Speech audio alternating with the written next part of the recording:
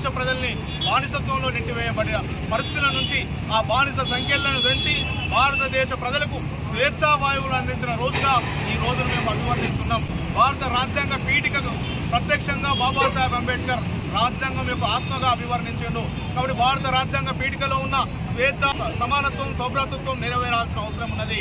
ఈ భారత రాజ్యాంగం సర్వసత్తాక సామ్యవాద లౌకిక ప్రజాస్వామ్య గణతంత్ర రాజ్యాంగంగా పరిడవిల్లాల్సిన అవసరం ఉన్నదనే విషయాన్ని కూడా స్పష్టంగా గుర్తు చేస్తున్నాం.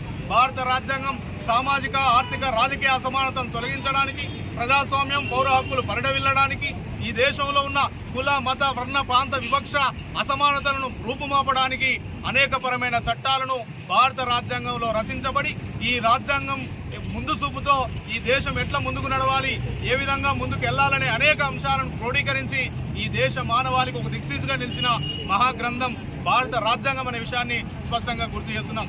ఈ భారత రాజ్యాంగాన్ని పరిరక్షించుకోవాల్సిన బాధ్యత మనందరి మీద ఉన్నది.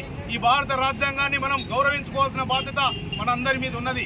1000 ఏళ్ల భవిష్యత్తును నిర్దేశించే అతి గొప్ప గ్రంథం కాబట్టి ప్రపంచ దేశాలే కీర్తించే అత్యున్నత రాజ్యాంగాన్ని అందించిన మహనీయుని స్ఫూర్తికి అనుగుణంగా ఈ పాలకులు ముందుకు నడవాల్సిన అవసరం ఉన్నదనే విషయాన్ని స్పష్టంగా గుర్తు చేస్తున్నాం. హిందువులకు భగవద్గీతను ఎంత ప్రగాఢంగా నమ్ముతామో, క్రైస్తవులు బైబుల్ని ఎంత విశ్వసిస్తారో, అదేవిధంగా ముస్లింలు ఖురాన్ ఎంతైతే విశ్వసిస్తారో, భారతదేశంలో ఉన్న ప్రజలకు అత్యున్నతమైన గ్రంథం భారత రాజ్యాంగం అనే విషయాన్ని కూడా స్పష్టంగా గుర్తు చేస్తున్నాం. ఈ రాజ్యాంగాన్ని కాపాడుకోవడం కోసం మా భారత ప్రజలందరూ ముందుకు నడవాల్సిన అవసరం ఉన్నదనే విషయాన్ని కూడా స్పష్టంగా గుర్తు చేస్తున్నాం.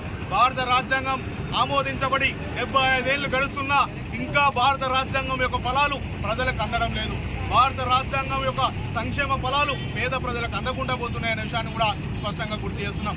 ఈ రాజ్యాంగ ఫలాలు అందకపోవడానికి రాజ్యాంగం కారణం కాదు, ఈ భారత రాజ్యాంగ ఫలాలు అందకపోవడానికి పాలించే పాలకుల వైఫల్యమే కారణం అనే విషయాన్ని కూడా స్పష్టంగా గుర్తు చేస్తున్నాం. కాబట్టి పాలకులు స్వచ్ఛందంగా, సమిష్టిగా, సంపూర్ణంగా భారత రాజ్యాంగాన్ని అమలు చేసినప్పుడు మాత్రమే భారత రాజ్యాంగం యొక్క ఫలాలు ప్రజలకు అంది భారత రాజ్యాంగ ఆశయం నెరవేరడానికి అవకాశం ఉన్నదనే విషయాన్ని కూడా స్పష్టంగా గుర్తు చేస్తున్నాం. కాబట్టి మేము డిమాండ్ చేస్తున్నాం, పాలకులు రాజ్యాంగాన్ని సంపూర్ణంగా అమలు చేయాల్సిందిగా మేము డిమాండ్ చేస్తున్నాం.